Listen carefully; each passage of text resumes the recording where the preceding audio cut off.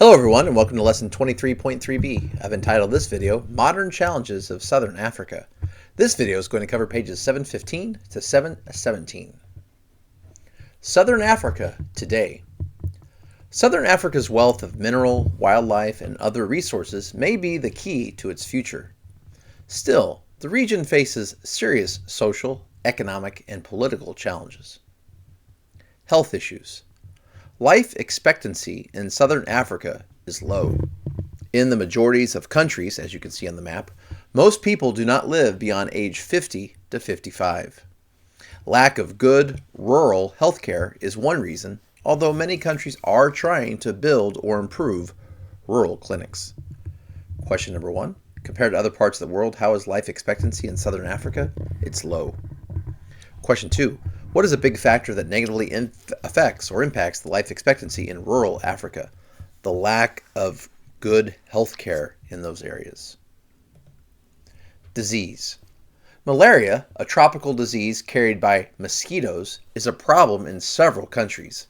Dysentery and cholera, potentially fatal diseases caused by bacteria in water, are also widespread. So is tuberculosis.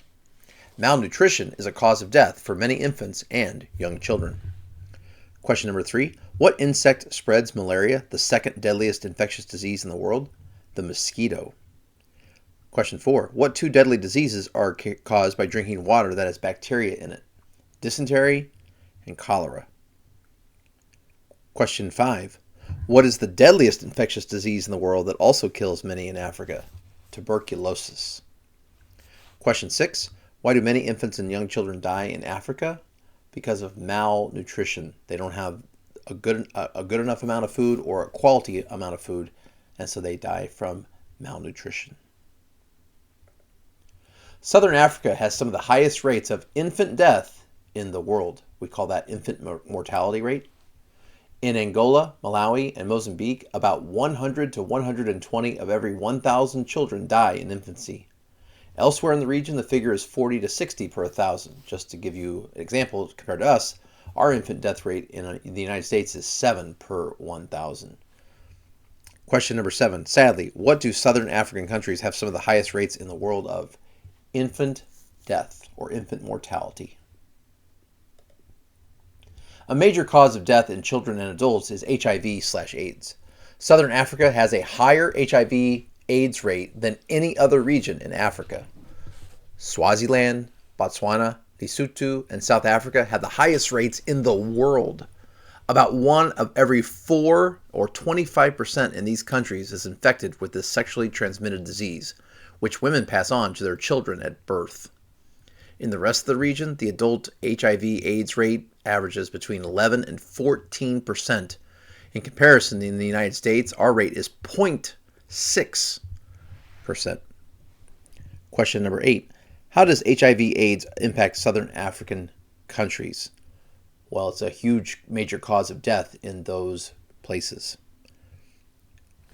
Question number 9. In Botswana, Lesotho, and South Africa, about what percentage or fraction of adults have HIV/AIDS?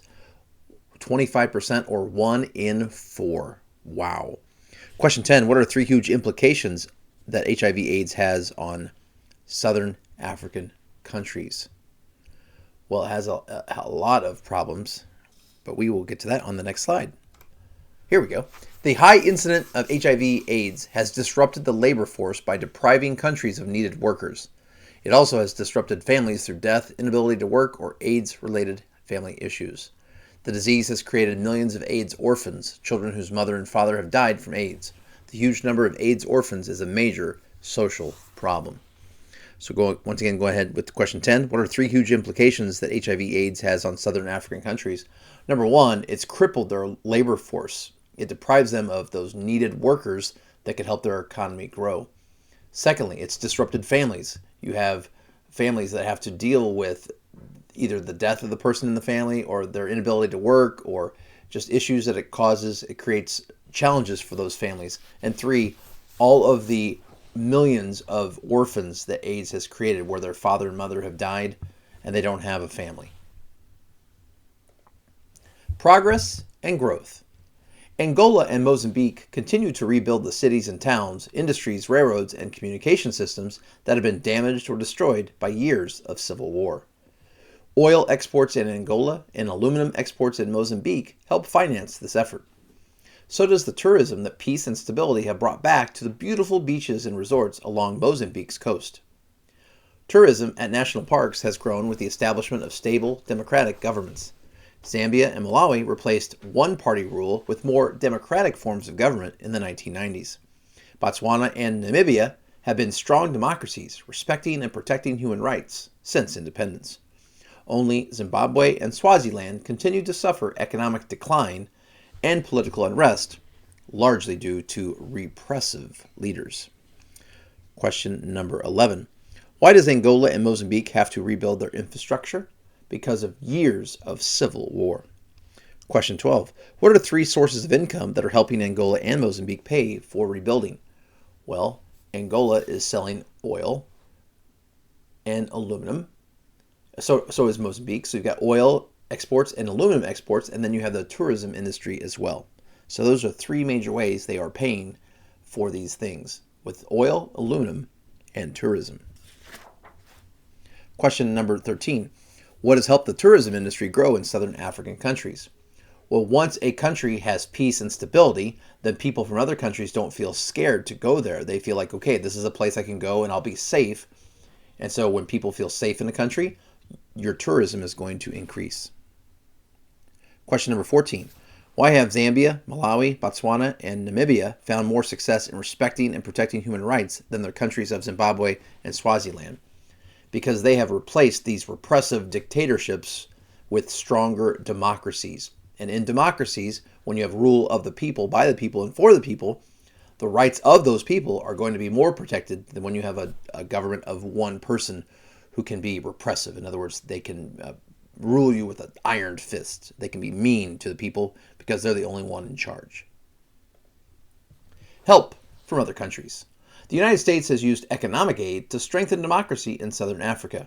And you can see the map here that shows that. Other U.S. programs have provided billions of dollars to pay for medications and care for AIDS sufferers and AIDS orphans. Other countries and international organizations have also made huge investments in the region. Taiwan's development of a textile industry in Lesotho, for example, is giving some of that poor country's workers an alternative to employment in South Africa's mines. Question number 15. What are some ways America has spent money to try to help countries in Western Africa? Well, we have sent them economic aid to try to boost their democracies, and we've also sent them billions of dollars to help pay for medications and pay for care for the AIDS epidemic that's plagued that part of the world. Foreign investment, workers, and tourists have also returned to South Africa as it continues to recover from the effects of apartheid. South Africa remains the region's most industrial and wealthiest country.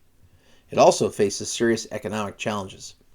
Many of its traditional African farming communities struggle in poverty, growing few, if any, cash crops. Its heavy reliance on the export of mineral and agricultural goods places it at risk if world demand or prices for the goods fall. These problems mirror the challenges that many other countries in southern Africa also confront. Question number 16. Since they have eliminated apartheid, what southern African country is the wealthiest and most industrial country in the region? South Africa. And question 17. What is an economic challenge facing South Africa and many other countries in southern Africa?